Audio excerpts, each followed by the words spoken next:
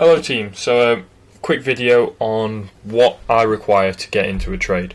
It's pretty much the same for Tom, he's on XAU and there's slight differences but nothing key that would change your mindset.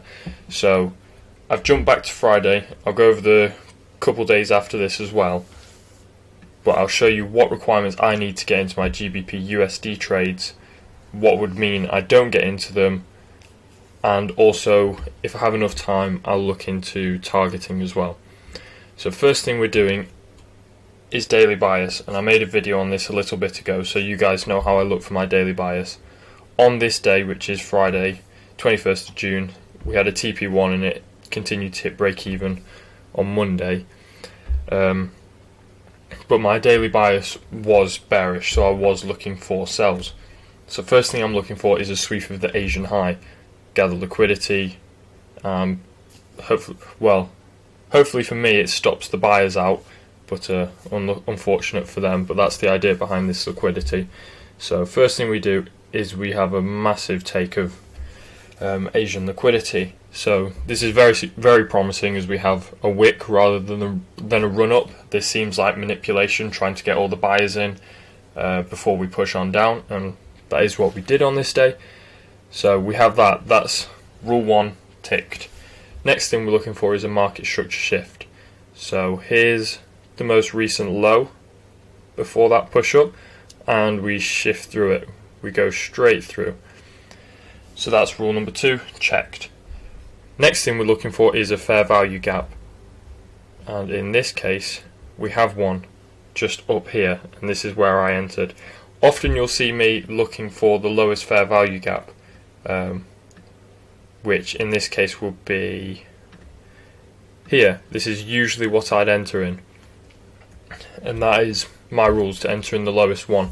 However, these rules can be manipulated based on market conditions, and as it was seeming like we were going to get a strong retracement, as that lines up pretty nicely with our optimal trade entry levels as Tom went over in his fib level, I was pretty confident leaving it here. So that was fair value gap checked. Now we just set our limits. After that we leave the trade to do its thing. I set alerts so that I can let you guys know when we're active, when we've hit TP, stop loss, everything like that, or if I'm changing anything I'll let you guys know. Other than that, that is all I need to get into a trade. Now the psychological part. All that would mean nothing if I hadn't tested, if I didn't know my rules, if I didn't know my own brain. That would just be rules for the sake of it. But as I have a significant period of backtesting and learning for this system, I have the psychological capabilities to look at that trade, not get scared if I don't like it, and get into it. And that we did, and we got a TP1 on that Friday team. So now let's have a look. So on this day I was bearish again, but what made me not get in? So let's have a look. So we've taken the Asian high, that's our first thing checked.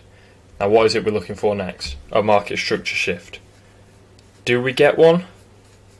Not really. See, some people would count taking out wicks like this as taking out a low, but I don't. I'd be looking for us taking out this level here as I'd marked, or after here taking out this level. We didn't do either of those things, we didn't create any fair value gaps, so I would not be looking to enter. Again, psychologically, I know not to break my rules. I have the mental strength not to break them, to stick to my plan, know that if I'm having a no trade day, that's just how it is. These aren't my trades, and I've just got to stick at it, and I'll have my trade soon, and that's how it goes. And it has been the same for today. So I was looking for buys today, and it didn't give me anything strong. It didn't give me anything at all, in fact. So yeah, I hope that clears that up for you guys, and you enjoyed the video. But yeah, thank you for watching.